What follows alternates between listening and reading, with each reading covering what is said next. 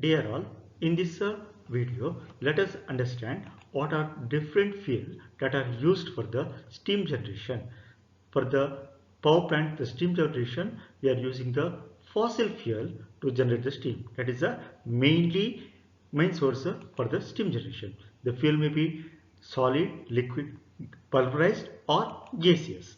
The selection of the type of fuel depends on the availability of the fuel, because if the coal yard is near to my place, I use the coal. If the refinery is nearby, I may go for the furnace oil or LSHS as my fuel.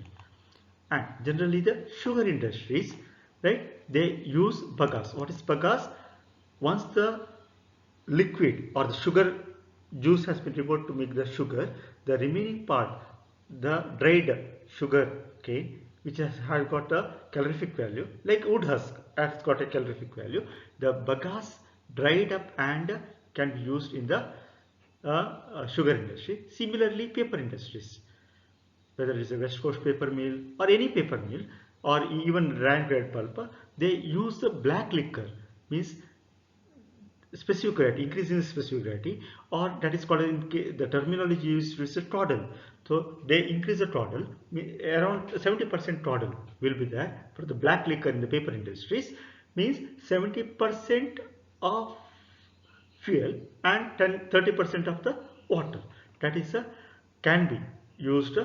I cannot use right 100% water to fire. If the I cannot use the water as a as a fuel, but in the black liquor, if I can do 70% and 10%, a special, of course, we should have a special burning furnaces and equipment that can be used over there.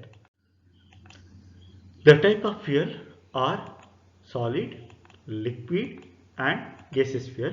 Further, they are classified as a primary fuel and a secondary fuel. What is primary fuel? The bagasse in the sugar industry is a primary fuel, but suppose there will be it is not right, if the conveyor belt is not passing the bagasse or jam in the, I cannot wait for the furnace to get dull. So I use coal or furnace oil as a secondary fuel. So if it is I'm using a coal in a thermal power plant, I may use the gas as a secondary fuel.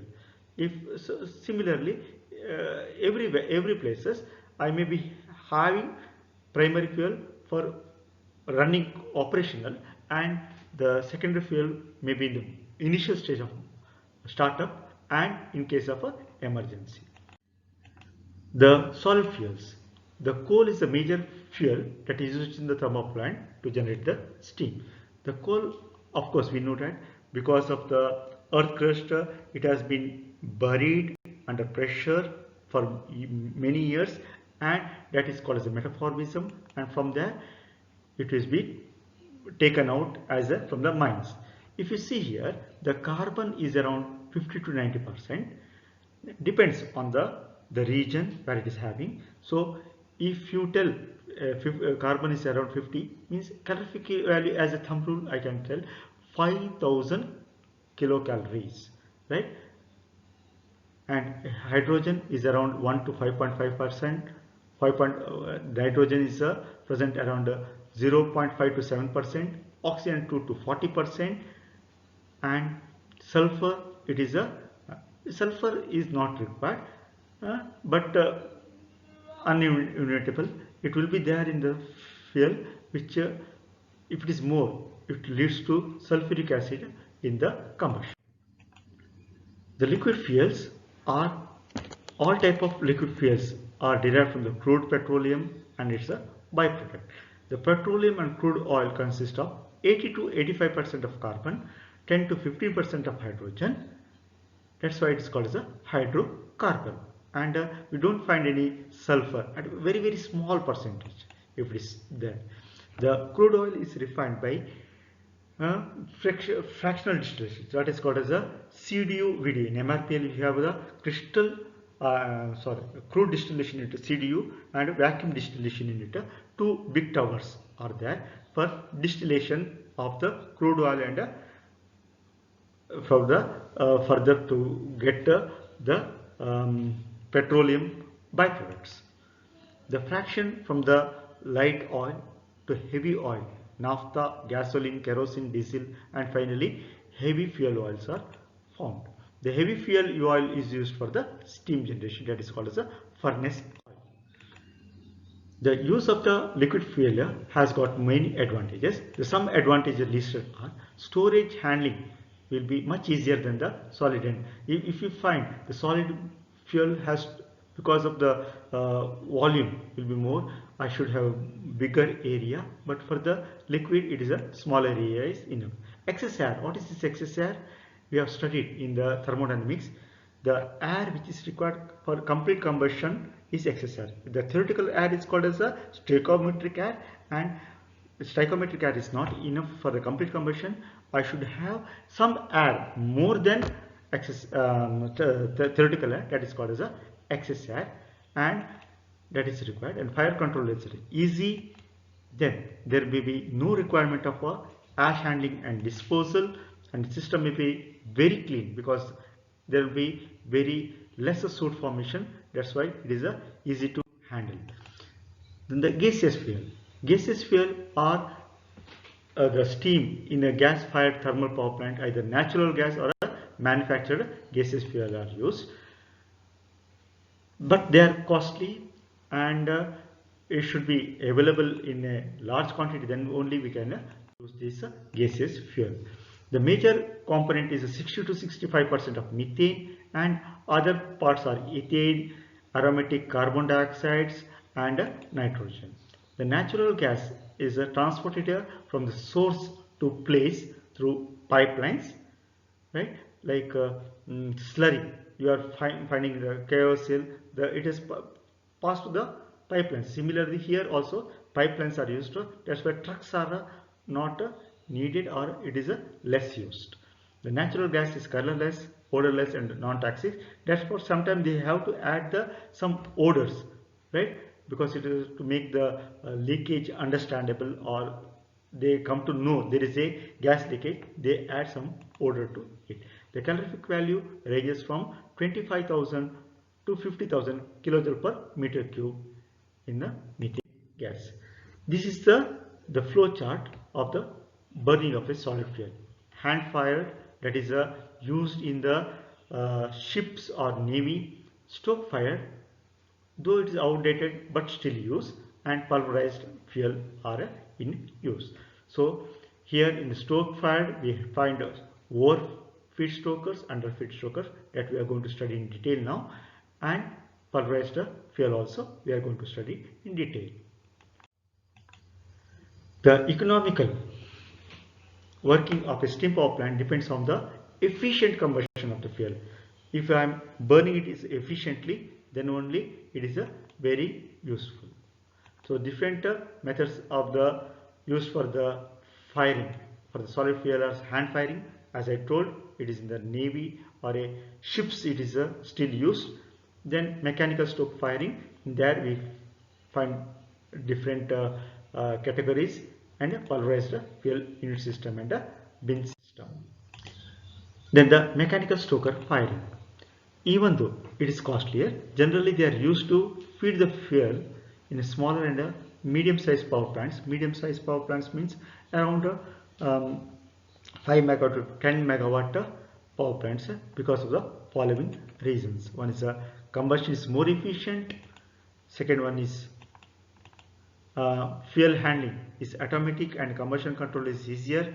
We can use the PLC system, or by nowadays by using different softwares in the computers, it can be easily handled, and faster response for the load fluctuation. If it is a changing load, the fuel feed rate can be varied very easily. Even low quality low quality fuels can be successfully burned, suitable for a small and a high capacity plants. The principle of strokers. There are two types of strokers. One is a overfeed strokers. Second one is a underfeed stroker. Let us study one by one in detail. What is meant by overfeed strokers. The fully built overfeed strokers will have the beds or green coal, incandescent coke and ash over the grid. Means you find the green coal at the top. The primary air enters the grate from the bottom, right? From where this air enters, it is from the a tapping given from the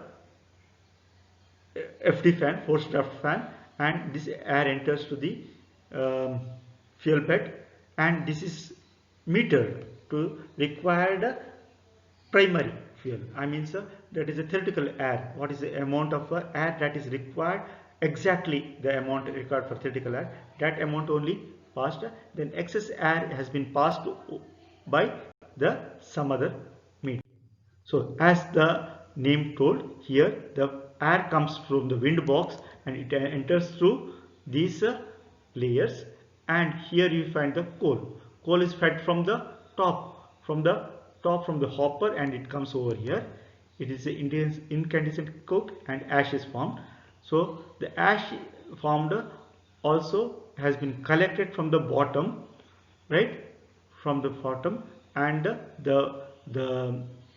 the fly ash which is going out may be required some other media like electrostatic precipitator. So here the secondary air has been shown. This secondary air is given in the second floor of the furnace, depending on, that is the excess air, depending on the amount of excess air required per particular combustion. The hot air then passes through the bed of incandescent coke, where oxygen reacts with the carbon in the coke to form carbon dioxide, carbon monoxide and hydrogen. So it should be formed carbon dioxide.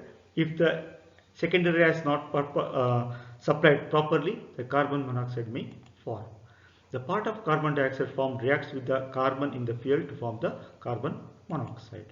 The gases leaving the bed of incandescent coke consist of nitrogen, carbon dioxide, carbon monoxide and hydrogen and water. If the carbon monoxide is very high, we have seen as per the regulation of Indian boiler regulation, we have to maintain it by means of firing at the outlet of the chimney. So these gases, then an additional air termed as secondary air supplied from the side that has been already told to you, right? The burnt hot gases entering the boiler consist of carbon dioxide, nitrogen and water if the combustion is incomplete. The primary and secondary air to the stokers are supplied from the pressure from the blower, that is a fan. The second one is a underfed stroker. In this case, the coal is charged from the bottom. Now the question comes, how it is supplied? It is supplied along with the primary air. It is supplied along with the primary air, right? So it is against gravity. Then the stoker has a layer of ash at the top and incandescent coke at the bottom level. In operation, the primary air entering from the bottom through the grate holes comes into contact with the coal and then passes through the bed of incandescent coke. Here, as the name implies, the ash is formed at the top. It is the reverse of earlier system, what I have studied, that is a overfeeder, right? Here, from the primary air is coming, that is a theoretical air. Secondary air in the a particular height, it has been given. The flue gas goes out in same way, but you see the ash is formed at the top, and surely you should have a electrostatic precipitator to maintain this one, and the coal is supplied along with it. This comes from a box called as a wind box, from where the primary air will be supplied. In this operation, the primary air enters from the bottom through the grate holes, right? That is tapping taken from the forced draft fan. Initially, air reacts with the carbon in the coke to form the carbon dioxide, and the moisture and air reacts with the carbon dioxide and carbon to form the carbon monoxide. So this method is suitable for a semi-bituminous and a bituminous coal, where it has got a high volatile matter. Volatile matter is nothing but which burns out vapor, which gives the vapors frequency.